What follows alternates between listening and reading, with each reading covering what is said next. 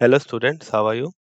तो आज हम लोग इलेक्ट्रोकेमिकल सेल के एक टाइप के बारे में डिस्कशन करेंगे जो कि ज़्यादा प्रोमिनेंट और ज़्यादा इंपॉर्टेंट है आपके एग्जामिनेशन पॉइंट ऑफ व्यू से भी। ठीक है, उसका नाम है गैल्वेनिक सेल। ओके, तो मैं गैल्वेनिक सेल की अगर बात करूं तो अगर आप याद करोगे तो दो तरह के हमने सेल्स देखे थे, इलेक्ट्रोकेमिकल सेल्स। पहला था जो स्पॉन्टेनियस रेडॉक्स रिएक्शन के गिफ्ट फ्री एनर्जी को कन्वर्ट कर रहा था इलेक्ट्रिकल एनर्जी में, और दूसरा जो था वो इलेक्ट्रिकल एनर्जी को से मदद से एक नॉन स्पॉन्टेनियस रेडॉक्स रिएक्शन को कैरी आउट करवा रहा था। ठीक है, तो अगर मैं बात करूं गैल्वेनिक सेल की, तो गैल्वेनिक सेल बेसिकली किसके लिए होता है? ये केमिकल एनर्जी, मतलब कि आप बेसिकली इसे गिफ्ट फ्री एनर्जी बोल सकते हो ज्यादा अच्छा तरीके से। तो किसी भी स्पॉन्टेनियस रेडॉक्स रिएक्शन के गिब्स फ्री एनर्जी को कन्वर्ट करता है इलेक्ट्रिकल एनर्जी में। अब स्पॉन्टेनियस क्या होता है, नॉन स्पॉन्टेनियस क्या होता है? तो आपने थर्मोडायनेमिक्स में पढ़ रखा था कि जिस भी रिएक्शन का गिब्स फ्री एनर्जी की वैल्यू अगर नेगेटिव हो ना, तो उस केस में क्या हो रहा कि वो रिएक्शन स्पॉन्टेनियस होगा, और जब भी गिब्स फ्री एनर्जी की वैल्यू पॉजिटिव हो तो वो रिएक्शन नॉन स्पॉन्टेनियस होगा। क्लियर है ये? अब इनमें से गैल्वेनिक सेल का एक जो एग्जांपल है वो है डैनियल सेल। उसमें ये रिएक्शन होता है। तो रेडॉक्स रिएक्शन कौन सा है? Zn से Zn2+ जा रहे हैं और Cu2+ से Cu जा रहे हैं।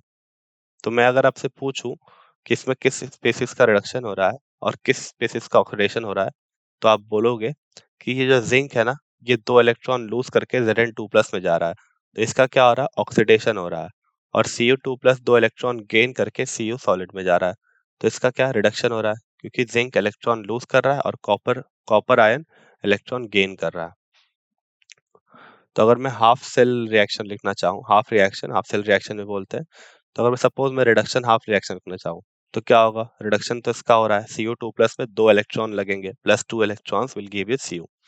सिमिलरली अगर मैं जिंक की बात करूँ तो इसमें 2 इलेक्ट्रॉन लूज होंगे, तो ये राइट साइड लिखा हुआ है। अब मैं इन दोनों इक्वेशन को अगर ऐड करूंगा तो क्या होगा? ये इलेक्ट्रॉन सेम है, पर अपोजिट साइड में है, एक LHS में है, एक RHS में है।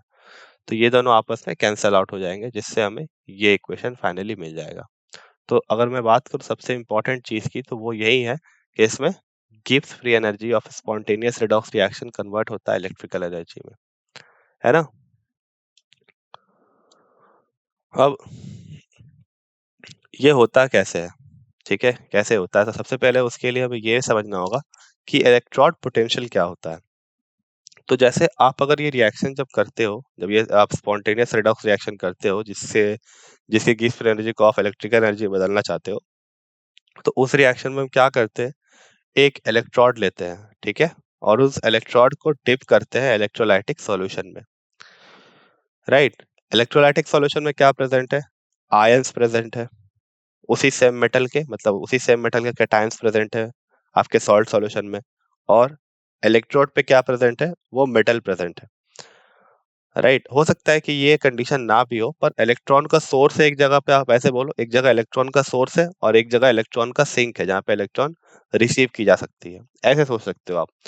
अब दोनों की टेंडेंसी है ना, जहाँ पे इलेक्ट्रॉन सिंक हो रहा है, मतलब जहाँ के इलेक्ट्रॉन जाकर के सबमिट हो रहा है, वहां की एक टेंडेंसी है कि वो इलेक्ट्रॉन एक्सेप्ट करेगा, और उसका कुछ मेजरमेंट भी होगा कि ये इसकी ये कैपेसिटी है, या फिर ये 10 टाइम्स क्या कर सकता है? इलेक्ट्रॉन को गेन कर सकता है। एक इलेक्ट्रॉन को गेन करने की कुछ ना कुछ टेंडेंसी होगी। सिमिलरली जो अपना इलेक्ट्रोड है, जो कि इलेक्ट्रॉन लूज करने को तैयार है, उसकी भी कुछ टेंडेंसी होगी कि वो क्या कर सकते हैं? इलेक्ट्रॉन को लूज कर सकता है। अब डिपेंड करेगा कि ज्यादा अच्छे से इलेक्ट्रॉन कौन डोनेट कर सकता है ना। या मतलब आप ऐसा समझो कि ज्यादा अच्छी टेंडेंसी किसकी है? लूज करने की ज्यादा अच्छी टेंडेंसी है, या फिर गेन करने की ज्यादा अच्छी टेंडेंसी है? तो ये जो दो टेंडेंसीज के बीच में जो कंपटीशन हो रहा है, इसके कारण एक पोटेंशियल डेवलप हो रहा है। ठीक है ना। देखो आप ऐसे समझो कि दो फोर्सेस लग रहे हैं दो साइड से, है ना, दो लोग एक दूसरे को धक्का दे रहे हैं, एक ज्यादा फोर्स लगा रहा है, एक कम फोर्स लगा रहा है। तो एक डायरेक्शन में क्या हो जाएगा? पोटेंशियल पॉजिटिव हो जाएगा। जिस डायरेक्शन में ज्यादा ताकतवर आदमी फोर्स लगा रहा है, उस डायरेक्शन में क्या हो जाएगा? पोटेंशियल पॉजिटिव हो जाएगा, उसके अपोजिट डायरेक्शन में नेगेटिव हो जाएगा। तो वही चीज है कि मान लो सपोज इलेक्ट्रॉन लूज करने की टेंडेंसी ज्यादा है as compare to electron gain करने की, तो उस सॉल्यूशन में क्या होगा? इलेक्ट्रॉन लूज होगा, ठीक है, गेन नहीं होगा, है ना। क्लियर है? ओके, तो ये चीज हो गई एक। तो ये चीज समझना बहुत इंपॉर्टेंट है कि ये जो टेंडेंसी है कि वो इलेक्ट्रॉन लूज भी कर सकता है और गेन भी कर सकता है, ये जो टेंडेंसी है दोनों अपोजिट, उन दोनों के कंपटीशन से ही इलेक्ट्रोड पोटेंशियल डेवलप होता है। क्लियर है? तो यही चीज यहाँ लिखी हुई है, इलेक्ट्रोड इलेक्ट्रोलाइट इंटरफेस के जो इंटरफेस मतलब हो गया कि दोनों के बाउंड्री पे है ना, दोनों की बाउंड्री हो गई कुछ ना कुछ, आप आराम से डिस्टिंक्ट कर सकते हो कि ये सॉलिड है, ये लिक्विड है। तो अगर डिस्टिंक्ट कर पा रहे हो मतलब दोनों के बीच में कहीं ना कहीं एक फिजिकल बाउंड्री एग्जिस्ट कर रही होगी, उसी को हम इंटरफेस बोल रहे हैं। तो उसी इंटरफेस पे क्या होता है, मेटल की टेंडेंसी होती है कि वो आयन बनाए from the solution to deposit on the metal. मतलब कि मेटल आयन की टेंडेंसी होती है कि वो मेटल बना दे, डिपॉजिट हो जाए इलेक्ट्रॉन गेन करके। सेम टाइम पे मेटल एटम की भी टेंडेंसी होती है जो कि इलेक्ट्रोड पे है कि वो क्या करे, वो इलेक्ट्रॉन लूज करके और कहाँ चला जाए, सॉल्यूशन में चला जाए in the form of ion, right. तो अब इसी कारण से क्या होता है, इन दोनों अपोजिट फोर्सेस के कारण एक पोटेंशियल डिफरेंस डेवलप होता है और उसी को हम क्या बोलते हैं, इलेक्ट्रोड पोटेंशियल। ये बात क्लियर है? तो ये बहुत ही इंपॉर्टेंट एक तरह का डिस्कशन था जिससे आप समझ सकोगे कि एक्चुअली में होता क्या है सॉल्यूशन में। ठीक है, तो ये हो गया आपका इलेक्ट्रोड पोटेंशियल। अब ये इलेक्ट्रोड पोटेंशियल मैंने ये नहीं कहा है कि इलेक्ट्रॉन को गेन करने की टेंडेंसी या लूज करने की, ये सिर्फ क्या है, किसकी टेंडेंसी ज्यादा है उसको मेजर करने की तरीका है। ठीक है, इलेक्ट्रोड पोटेंशियल है। ओके, अब अब हमने क्या किया कि ऐसे दो डिफरेंट इलेक्ट्रोड पोटेंशियल वाले को कनेक्ट कर दिया। ठीक है, दूसरे दो तरीके के, मान लो कि एक जगह पे क्या हुआ, एक जो अपने कंपार्टमेंट लिया है उसमें इलेक्ट्रॉन लूज करने की टेंडेंसी ज्यादा है as compare to the other one. तो ऐसे दो कंपार्टमेंट अगर हम जोड़ देंगे तो एक इलेक्ट्रॉन लूज करेगा, एक इलेक्ट्रॉन गेन करेगा, दोनों कंपार्टमेंट में अलग अलग चीजें होगी और एक साइकिल बन जाएगा इसी तरीके से। और उसी साइकिल के कारण क्या होगा, हमें एक वर्किंग सेल मिलेगा या फिर एक वर्किंग गैल्वेनिक सेल मिलेगा। तो depending upon the tendency of both compartment oxidation और reduction will take place, right. Clear है ये चीज? तो जिस इलेक्ट्रोड की में ज्यादा टेंडेंसी इलेक्ट्रॉन लूज करने की वो पॉजिटिवली चार्ज होगा और उसे हम एनोड कहेंगे, और जिसकी ज्यादा टेंडेंसी इलेक्ट्रॉन गेन करने की वो नेगेटिवली चार्ज होगा और उसे हम कैथोड कहेंगे, right. Okay, now thus there exists a potential difference between the two electrons and so on. So as the switch is on, the position of the electron flow from the electrode to the positive electrode, है ना। तो मतलब वही बताया गया कि जैसे ही हम मान लो ये सर्किट हो गया, ठीक है, सपोज यहाँ एक स्विच हमने प्लेस कर दिया जिससे ये सर्किट ओपन हो जा रहा है। अब उस स्विच को हमने जैसे ही ऑन किया तो करंट क्या हो गया, फ्लो करने लगा, इलेक्ट्रॉन का भी फ्लो चालू हो गया। अब यहाँ पे एक इंपॉर्टेंट बात, अगर आप देखो यहाँ पे तो लेफ्ट साइड पे क्या हो रहा है, यहाँ पे देखो, अगर ये जो एरो है ये बता रहा है इलेक्ट्रॉन के फ्लो का डायरेक्शन बता रहा है ना। ये क्या बता रहा है, येलो एरो, ये इलेक्ट्रॉन के फ्लो का डायरेक्शन बता रहा है। तो मतलब इस सॉल्यूशन से इलेक्ट्रॉन निकल के इस मेटल से होते हुए सर्किट से पास करते हुए यहाँ पे आ रहा है और इस मेटल बॉडी से होते हुए सॉल्यूशन में जा रहा है, जहाँ पे ये ब्लू कलर का जो वाटर है वो इलेक्ट्रॉन को एब्जॉर्ब कर रहा है और ये व्हाइट वाला क्या कर रहा है, इलेक्ट्रॉन को लूज कर रहा है। क्लियर है? तो इलेक्ट्रॉन के मूवमेंट का डायरेक्शन किधर है, इधर से इधर है, तो उसका जस्ट अपोजिट होगा करंट का फ्लो का डायरेक्शन, है ना। क्या होगा, करंट के फ्लो का डायरेक्शन होगा। ठीक है, चलो अब आगे बढ़ते हैं।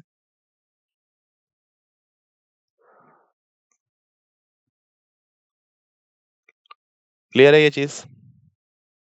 अब आगे देखते हैं, ठीक है। अब यहाँ पे क्या है ना, इस पूरे सर्किट को अगर आप बात करें तो यहाँ पर एक इंपॉर्टेंट कंपोनेंट है जिसकी फंक्शनैलिटी अभी नहीं बताई गई है। तो इसका नाम होता है सॉल्ट ब्रिज। ठीक है, ये क्या है, ये सॉल्ट ब्रिज है। और सॉल्ट ब्रिज में क्या लगा हुआ है, सॉल्ट ब्रिज के अंदर अगर अगर सॉल्यूशन होता है, मैं इसके बारे में और बताऊंगा कि अगर अगर सॉल्यूशन क्या होता है। तो बेसिकली अगर अगर सॉल्यूशन जो है वो सोडियम क्लोराइड या पोटाशियम सल्फेट या सोडियम नाइट्रेट, इन तीनों में से किसी भी तरीके का इलेक्ट्रोलाइट आप ले लो, और भी एग्जांपल हो सकते हैं। बस होता क्या है ना कि वो जो इलेक्ट्रोलाइट आप लो, उन दोनों में जो कैटायन और एनायन है उन दोनों के साइज में ज्यादा डिफरेंस नहीं होना चाहिए। ठीक है, चार्ज सेम होना चाहिए और डिफरेंस नहीं सेम, मतलब कि सॉरी साइज सेम होना चाहिए है ना, और चार्ज चार्ज होना चाहिए दोनों के दोनों। तो अब क्या होगा ना, तो यहाँ पे ऐसा क्यों लिया जाता है, साइज क्यों सेम लिया जाता है, क्योंकि ये ना इनकी इनका जो मोबिलिटी है, मतलब आप इसने आपने अगर अगर सॉल्यूशन ले लिया, अगर अगर पेस्ट ले लिया, तो बेसिकली इसमें आयंस ना मूव कर सकते हैं, इतनी इसकी फ्लूइडिटी मेंटेन की जाती है। तो हम ये सर्टेन करते हैं कि दोनों जो हमने आयंस लिए उनका साइज सेम है हो, ताकि मोबिलिटी क्या हो, दोनों सेम स्पीड से उस वाले ट्यूब में मूव कर सके। ठीक है, क्या कर सके, दोनों मूव कर सके। अब इसका काम क्या है सॉल्ट सॉल्ट ब्रिज का, तो पहला तो क्या है, एक तरीके से ये सर्किट को इंटरनली कंप्लीट कर रहा है। तो अगर आप एक वायर्ड सर्किट के बारे में सोचोगे तो वो क्लोज होना चाहिए, ऐसे ऐसे करके क्लोज होता है ना। तो हमने सिर्फ क्या किया, यहाँ पे इस तरीके से इसको इंटरनली कंप्लीट किया, तो सर्किट को क्या कर रहा है, इंटरनली कंप्लीट कर रहा है। क्योंकि अब यहाँ से मूवमेंट क्या है, एक तरीके से हैम्पर की गई है। अगर ये सॉल्ट ब्रिज नहीं रहता तो ये क्या करता है, ये मूवमेंट हैम्पर हो जाती। दूसरी चीज है, इलेक्ट्रिकल न्यूट्रलिटी को मेंटेन रखता है, ये सबसे इंपॉर्टेंट चीज है इसकी। क्योंकि देखो यहाँ पे क्या हो रहा है, लेफ्ट साइड में अगर मैं बात करूं, तो ये जो सॉल्यूशन है, इसमें से क्या हो रहा है, इसमें से ये इलेक्ट्रॉन लूज कर रहा है, ये इलेक्ट्रॉन क्या कर रहा है, इलेक्ट्रॉन लूज कर रहा है, इसका ऑक्सीडेशन हो रहा है। तो अब यहाँ पे इस वाले सॉल्यूशन में पॉजिटिव कैटायन, मतलब कैटायन जो कैटायन का जो कंसेंट्रेशन है वो इंक्रीज होते जा रहा है। ठीक है, ये बात समझ में आ रही, कि जैसे ही ये इलेक्ट्रॉन लूज कर रहा है ये जिंक मेटल अपना, तो वो Zn2+ बन रहा होगा। और यहाँ इस सॉल्यूशन में, इलेक्ट्रोलाइटिक सॉल्यूशन में Zn2+ का कंसेंट्रेशन बढ़ते जा रहा है। सिमिलरली अगर मैं इसकी बात करूं, तो Copper 2+ किस में जा रहा है, कॉपर में बदल रहा है। ठीक है, सॉल्यूशन से Copper 2+ कॉपर में बदल रहा है। तो एनायन का कंसेंट्रेशन बढ़ते जा रहा है एज कम्पेयर टू कैटायन, मतलब कि यहाँ नेगेटिव चार्ज डेवलप हो रहा है और यहाँ पॉजिटिव चार्ज डेवलप हो रहा है। अब इनका जो पोटेंशियल है वो जस्ट अपोजिट है, क्योंकि इलेक्ट्रॉन का फ्लो तो इस डायरेक्शन में है। अब क्योंकि यहाँ पे कैटायन बन गया है और यहाँ पे एनायन बन गया है, तो एनायन क्या करेगा, इस आते हुए इलेक्ट्रॉन के फ्लो को अपोज करेगा पहले तो। और ये जो कैटायन बना है यहाँ पे, ये इलेक्ट्रॉन के मूवमेंट को ऊपर जाने से अपोज करेगा, क्योंकि अट्रैक्टिव फोर्स लगाएगा ये, और ये रिपल्सिव फोर्स लगाएगा। तो जिस कारण से एक अपोजिट पोटेंशियल डेवलप हो रहा है। तो हमें क्या चाहिए, कोई ऐसी चीज चाहिए जो इस बढ़ते हुए कंसंट्रेशन को, चार्ज चार्ज पार्टिकल के बढ़ते हुए कंसंट्रेशन को न्यूट्रलाइज कर सके। तो इसी का काम ये सॉल्ट ब्रिज करती है ना। तो सपोज इसमें अगर पॉजिटिव आयन भी होंगे और नेगेटिव आयन भी होंगे, तो पॉजिटिव आयन क्या करेंगे, बताओ, पॉजिटिव आयन क्या करेंगे, पॉजिटिव आयन इधर आकर के, इधर में जो नेगेटिव आयन का कंसंट्रेशन बढ़ रहा है उसको न्यूट्रलाइज करेंगे, और जो नेगेटिव पार्ट होगा वो इसको न्यूट्रलाइज करेगा। अब दोनों का मूवमेंट क्या होना चाहिए, देखो सेम होना चाहिए। इसीलिए मैंने कहा था कि आयनिक मोबिलिटी सेम होनी चाहिए। अगर सेम नहीं होगी तो हो सकता है कि ये पहले न्यूट्रलाइज हो जाए, ये ना हो, या फिर ये पहले न्यूट्रलाइज हो जाए और ये ना हो। इसीलिए ये जरूरी है कि दोनों में क्या हो, दोनों की मोबिलिटी सेम हो, ताकि सेम टाइम पे न्यूट्रलाइजेशन हो सके और सर्किट हमेशा क्या कर सके, फ्लो फ्लो करते रह सके। तीसरी चीज, प्रिवेंट इंटरमिक्सिंग ऑफ सॉल्यूशन। तो अगर हम ये सॉल्ट ब्रिज नहीं लगाते तो हमें सर्किट तो कंप्लीट करना था ना, तो हमें दोनों के दोनों जो इलेक्ट्रोलाइट है वो सेम, दोनों के दोनों इलेक्ट्रोड्स को सेम इलेक्ट्रोलाइट में डिप करना पड़ता। तो इससे क्या होता, इससे ये इंटरमिक्स हो जाते। और सबसे इंपॉर्टेंट बात, ये सेल रिएक्शन में पार्टिसिपेट बिल्कुल नहीं करते हैं। ठीक है, सेल रिएक्शन में इनका कोई पार्टिसिपेशन नहीं होता। जब आप इसका सेल रिएक्शन लिखोगे तो उसमें आप देखोगे कि कहीं भी अगर अगर सॉल्यूशन जो भी है उसका कोई भी कंपोनेंट वहां पे नहीं दिख रहा। क्लियर है यहाँ तक चीजें, क्लियर है यहाँ तक, ओके। अब आगे बढ़ते हैं। तो ये हो गई हमारे सॉल्ट ब्रिज की फंक्शनैलिटी। अब अ, अब आते हैं, मतलब कैसे, जैसे जो जो मैंने चीज बताई थी आपको, थोड़ा सा उसका एक्सप्लेन करता हूँ और, ठीक है, इस डायग्राम की मदद से। तो जैसे कि जहाँ पे ऑक्सीडेशन हो रहा है, यहाँ पे लेफ्ट साइड में क्या होता है, ऑक्सीडेशन होता है। ठीक है, ये साइन कन्वेंशन है, ये मैंने बता रखा आपको, अगर आप याद करो तो मैंने पहली क्लास में बताया था, लोन होता है, LOAN, लोन। तो लेफ्ट साइड में ऑक्सीडेशन होगा और एनोड पे होगा, ठीक है, जो कि नेगेटिवली चार्ज होता है। तो लोन मतलब लेफ्ट साइड ऑक्सीडेशन। तो यहाँ आप क्लियरली देख सकते हो कि Mg किस में जा रहा है, Mg2+ में जा रहा है, मतलब इसका ऑक्सीडेशन हो रहा है, इलेक्ट्रॉन लूज कर रहा है। और यहाँ राइट साइड में क्या होता है, इसका जस्ट अपोजिट हो जाएगा। लेफ्ट साइड में ऑक्सीडेशन हो रहा है तो राइट साइड में रिडक्शन होगा। और एनोड अगर पॉजिटिवली चार्ज है तो कैथोड नेगेटिवली चार्ज होगा। क्लियर है।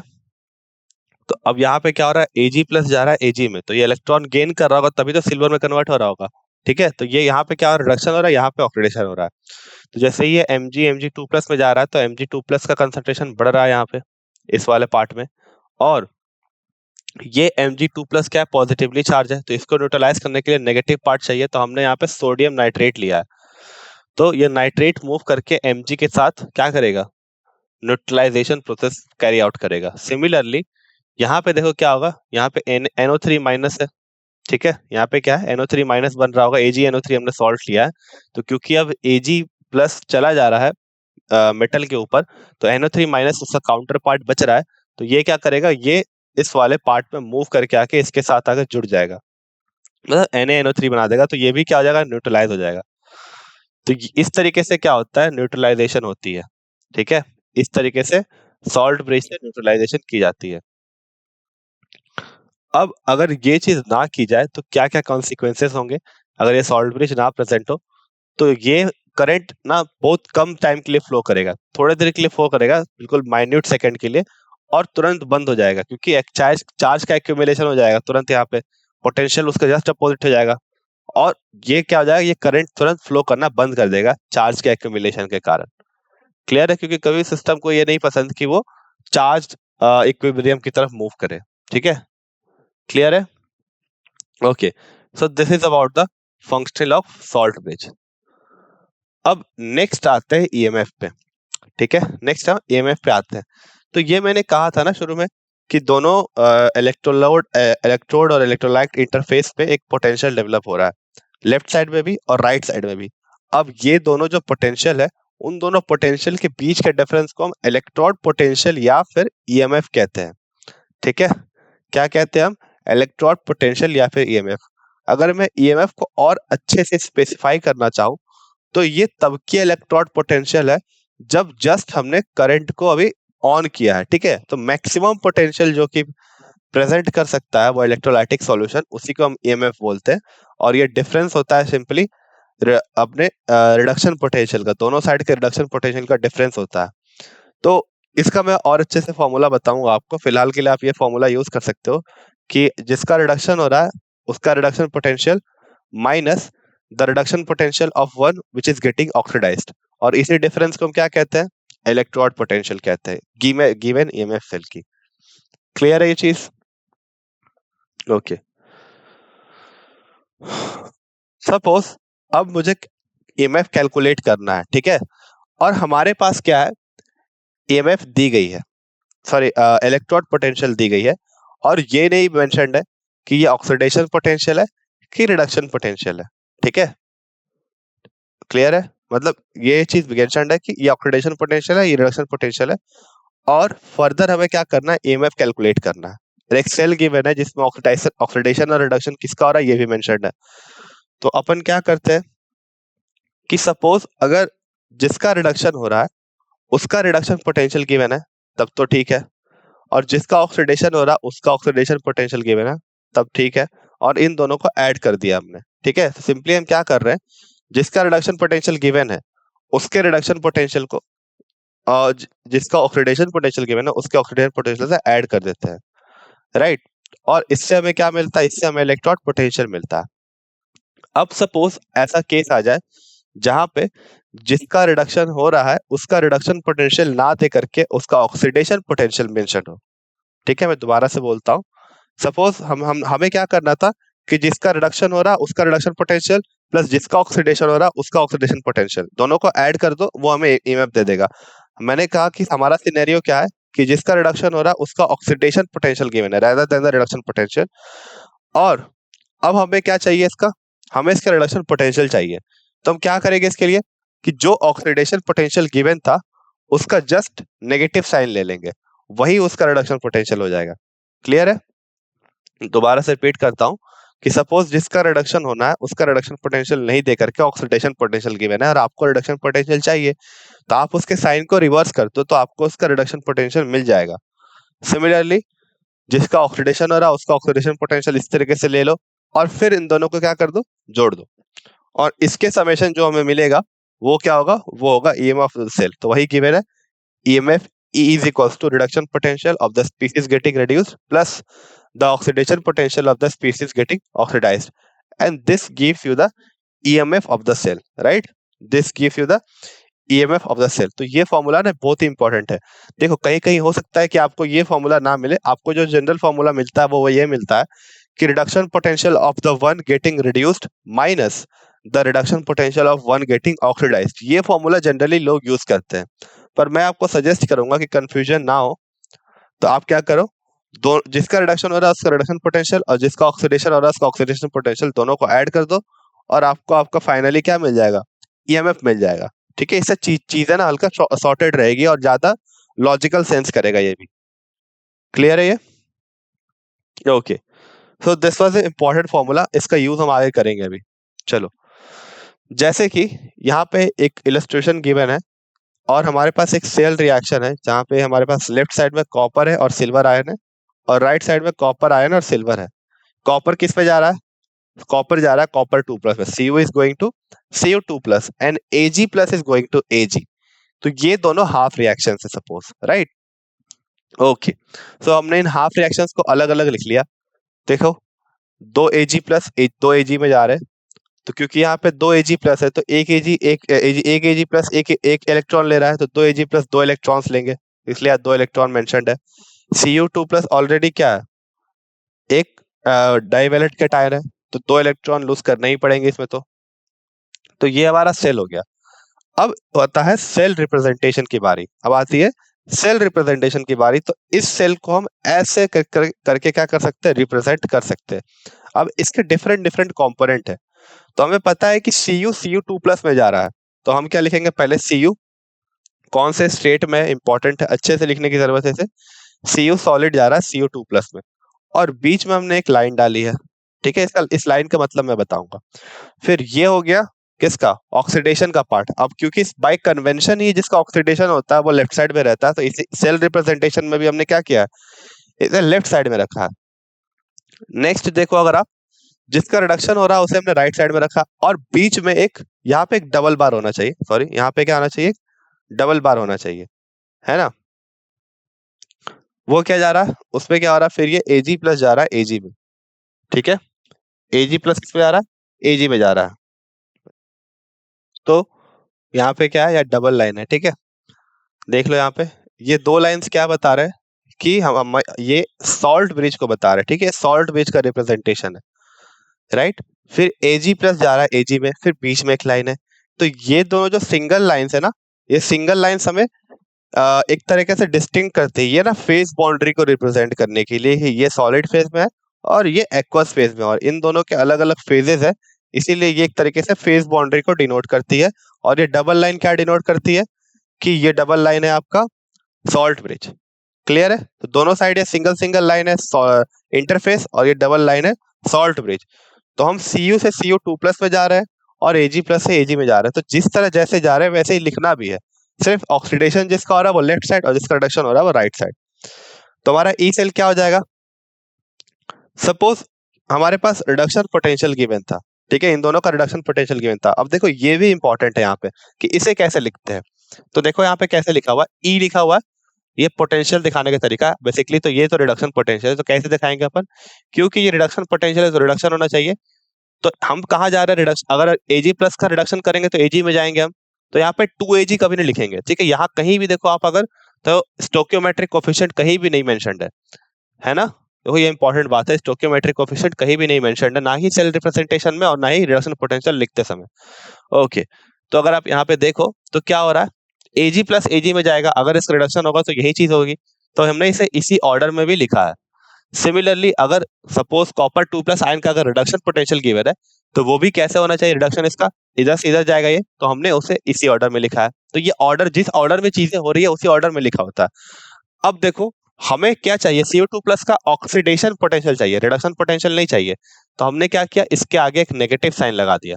ठीक है, ये देखो नेगेटिव साइन, तो इसका हमें ऑक्सीडेशन पोटेंशियल चाहिए, तो हमने इसका क्या कर दिया, नेगेटिव साइन लगा दिया। अब इन दोनों को ऐड कर दिया, तो reduction potential of silver plus ion along with the product with the sum of negative of the electrode potential of copper 2 plus ion or the reduction potential of copper 2 plus ion.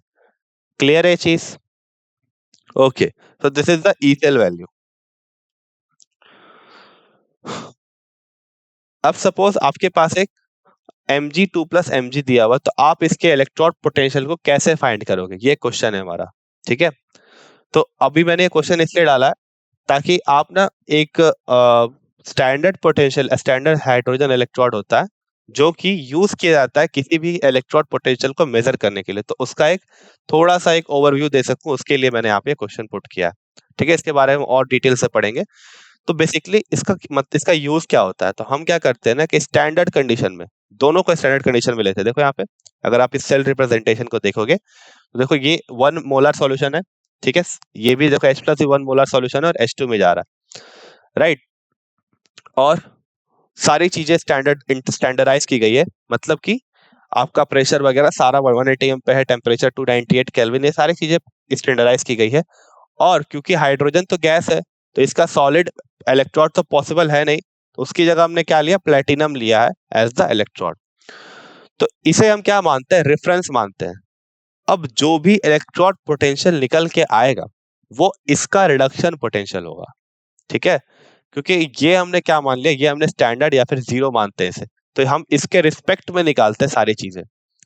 ठीक है, तो हम देखेंगे इसके किस तरह से इसको अपन कंस्ट्रक्ट करते हैं इस स्टैंडर्ड हाइड्रोजन इलेक्ट्रोड को, वो देखेंगे। क्लियर है? तो मैं कहना चाह रहा हूँ बेसिकली कि अगर आपको Mg2 प्लस Mg का अगर इलेक्ट्रोड पोटेंशियल मेजर करना है तो आप स्टैंडर्ड हाइड्रोजन इलेक्ट्रोड का यूज करोगे, है ना, under standard condition and all, if you want to calculate the standard potential. Clear है चीज? Okay, right. तो अगर हमने इसको प्रिपेयर कर लिया तो हम क्या करेंगे, E0 is equal to E right minus E left, ये फॉर्मूला हमें पता है अगर रिडक्शन पोटेंशियल गिवन है तब, है ना। फिर नेक्स्ट मैंने क्या कहा था कि जिसका ऑक्सीडेशन हो रहा है, ठीक है, जिसका ऑक्सीडेशन हो रहा है उसको हमने क्या मान लिया, उसका जीरो मान लिया। तो राइट साइड में क्या हो रहा है, रिडक्शन हो रहा है, तो राइट साइड वाले को मैंने जीरो ले लिया और लेफ्ट साइड वाले का मैंने इसी तरीके से क्या कर लिया, कैलकुलेट कर लिया, नेगेटिव साइन के साथ इसकी वैल्यू आएगी। ये बात समझ में आ गई, है ना। इसी तरीके से हम क्या किसी भी गिवन मेटल का स्टैंडर्ड इलेक्ट्रोड पोटेंशियल निकाल सकते हैं, या फिर जिस कंडीशन में निकालना उस कंडीशन को अकॉर्डिंगली सेटअप करके और उस कंडीशन में इलेक्ट्रोड पोटेंशियल निकाल सकते हैं। इसका ये बहुत ही इंपॉर्टेंट है। सबसे पहले जो कंफ्यूजन होती है वो है ये पीटी क्यों लिखा है, तो मैंने बता दिया कि जब आप इसका कंस्ट्रक्ट देखोगे तो आपको क्लियरली पता है कि चलो आपने मैग्नीशियम एक मेटल है, आपने उसका इलेक्ट्रोड ले लिया, पर क्या हाइड्रोजन एक मेटल है? नहीं, स्टैंडर्ड कंडीशन में तो बिल्कुल भी नहीं है, मतलब सॉलिड तो है नहीं, तो इसका सॉलिड फॉर्म तो हम ले नहीं सकते। तो हमने क्या किया, एक ऐसा इलेक्ट्रोड लिया जो कि ऑलमोस्ट न्यूट्रल हो। ठीक है, तो प्लेटिनम बहुत ही लीस्ट रिएक्टिव होता है, तो इसलिए हमने प्लेटिनम ले लिया और यही क्या करेगा, इलेक्ट्रॉन के फ्लो को फैसिलिटेट करेगा। ओके, नेक्स्ट है can you store copper sulphate solution in zinc pot, तो ये हम कैसे डिसाइड करेंगे, इलेक्ट्रॉन पोटेंशियल डिसाइड करेंगे ऑफ कोर्स। ठीक है, तो ऐसा हम कर सकते हैं, बताओ। तो अगर हम कॉपर सल्फेट सॉल्यूशन को स्टोर करते हैं जिंक पॉट में, तो क्योंकि जिंक क्या है, ज्यादा रिएक्टिव है, तो वो क्या करेगा, कॉपर को डिस्प्लेस कर देगा। ठीक है, डिस्प्लेसमेंट रिएक्शन दे देगा, इसीलिए अब कॉपर सल्फेट को जिंक में सेव नहीं कर सकते। Next, construct the table of standard electrode potential and suggest 3 substances that can oxidise ferrous ion. ठीक है, तो आप जब टेबल देखोगे तो ये तीनों का अब देखो इसको कैसे डिसाइड करेंगे किसका रिडक्शन होगा और किसका ऑक्सीडेशन होगा। तो सपोज जिसका रिडक्शन पोटेंशियल ज्यादा, अगर सपोज आपने दोनों का रिडक्शन पोटेंशियल ले लिया और जिसका रिडक्शन पोटेंशियल ज्यादा है वो रिड्यूस होता है। ठीक है, और मान लो आपको ये फाइंड करना है कि किसका ऑक्सीडेशन होगा, तो आपने दोनों का ऑक्सीडेशन पोटेंशियल ले लिया और देखा कि किसका ऑक्सीडेशन पोटेंशियल ज्यादा है उसी का ऑक्सीडेशन होगा। तो इसी तरीके से हम डिसाइड करते हैं। तो ये टेबल आपको यहाँ पे नहीं गिवन है पर एग्जाम में गिवन रहेगी, तो आपको सिंपली क्या करना है, उस टेबल में ये देखना है कि आपको फाइंड करना है कि कौन which can oxidise ferrous ion, मतलब कि इनमें से कौन फेरस आयन को ऑक्सीडाइज कर दे, मतलब उनका ऑक्सीडेशन पोटेंशियल कम हो as compare to ferrous ion, है ना। यही चीज हुई इसके मतलब फेरस आयन का ऑक्सीडेशन ना हो जाए, उनका ना हो। तो वो ऐसा कब होगा, जब अगले का ऑक्सीडेशन पोटेंशियल ज्यादा रहेगा या फिर अगले का रिडक्शन पोटेंशियल कम रहेगा as compare to ferrous ion, तब ये चीज हो सकेगी। क्लियर है? तो इसमें इन्होंने 3 सब्सटेंसेस के नाम लिखे हैं जो कि है फ्लोरीन, क्लोरीन और ऑक्सीजन। तो आप टेबल देख के और भी एग्जांपल्स ले सकते हो। तो इसी के साथ हमने गैल्वेनिक सेल ऑलमोस्ट क्लियर कर लिया, क्या इसकी फंक्शनिंग एंड ऑल है। अभी तक हमने इसे क्वांटिफाई नहीं किया अच्छे से, ठीक है, तो उसको क्वांटिफाई करने के लिए हम नेक्स्ट लेक्चर में देखेंगे।